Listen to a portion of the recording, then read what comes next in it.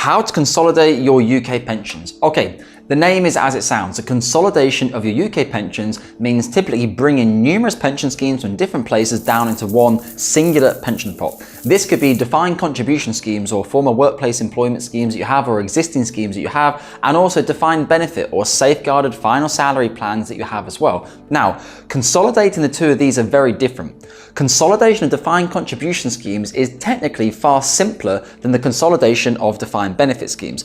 On a defined contribution scheme, you do not legally need to take advice on the consolidation, and you technically could do it yourself. For a final salary pension scheme, if you want to consolidate it, you must take authorized and regulated pension transfer specialist advice for values or defined benefit pensions over £30,000 in terms of your cash equivalent transfer value. So, a simple process would look like this. You would go and reach out to a financial advisory firm such as ourselves here at Cameron James. We have over 100 5-star Google reviews. If you want to have a conversation with us, you can get in touch via the description, either with the WhatsApp button, or you can book in via the Calendly, or just head over to the website.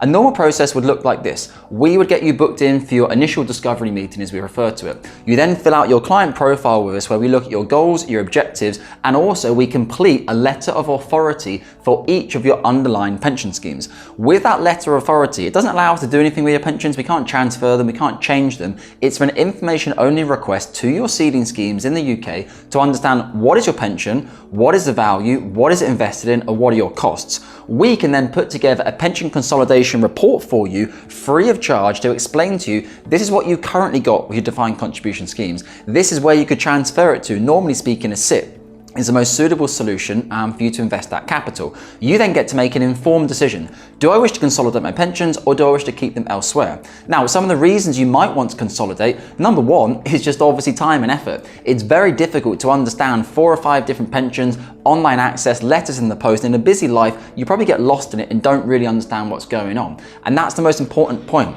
You should be monitoring these pension pots and looking at their annual performance and their annual cost every single year. The majority of people don't. If you consolidate 4 or 5 pensions down into, say, a SIP, you're going to take much more care and attention of one pension, which is everything together in one place, because obviously it'll be a much larger value. If you have 5 pension pots, all £100,000 each, and you consolidate into a SIP for £500,000, you're going to take a lot more vested interest in that SIP, and you're going to have a much more active relationship with your financial advisor. Typically speaking, defined contribution schemes, you will not have a financial advisor attached to that. You just invest the money with them and it's been there for 10, 15, 20 years. So consolidation can really help you keep a keen eye on your new SIP and how it can provide for you in retirement. Now, in terms of how you consolidate final salary schemes, the term consolidation of final salary schemes is not so common. People normally talk about consolidating defined contribution schemes because it's relatively easy to do that. If you want to consolidate defined benefit schemes, that's not really the point of the topic. With a defined benefit scheme, you need to ascertain, is it in your interest to consolidate that defined benefit pension scheme or not? A defined benefit pension scheme has a number of advantages far higher than defined contribution schemes, which is why you need to take official advice on it. So with DB schemes, it's a question of should you transfer rather than let's just get everything consolidated into the same place. So that's a slight difference between the two. Once you put together the report, you make the informed decision and then you action the consolidation. Now, you don't have to do anything as a client. All the work is done between us and the pension trustee. For example, in the UK, AJ Bell SIP is the key provider we use in the United Kingdom. AJ Bell will then interact with each of your defined contribution schemes for them to sell down your assets and to transfer the cash to AJ Bell. Once the cash arrives at AJ Bell, your initial charge will be deducted from us. So if you go over to our website, we have a 1%, 2%, or 3% initial charge, depending upon the size of your pension pot. So up to 250,000, over 250,000 to 1 million, and over 1 million. And then we have a 1% ongoing annual management charge. So that 1 to 3% initial charge will be deducted, and then your pension pot will be invested in line with your attitude towards risk. Your attitude towards risk is done within your client profile at the beginning. Now, we generally have 5 scales. Cautious, 1 out of 5, cautious balance, 2 out of 5, 3 out of 5 is balanced. The majority of clients come in as balanced or balanced adventurous, 4 out of 5. Our balanced adventurous portfolio, circa 65% equity weighted, has returned 48.7% as of writing this morning over the past 5-year period. Past performance is no guide to future performance. Just because it's had good returns over 5 years doesn't guarantee the next 5 years will be good returns. But again, it's one of the key reasons that people maybe look to consolidate. Because if you have 4 or 5 different pension pots in different places, how on earth are you going to know how that money is invested and how it's performing unless you're just really up on your finances? And normally that money won't be invested in line with your risk profile.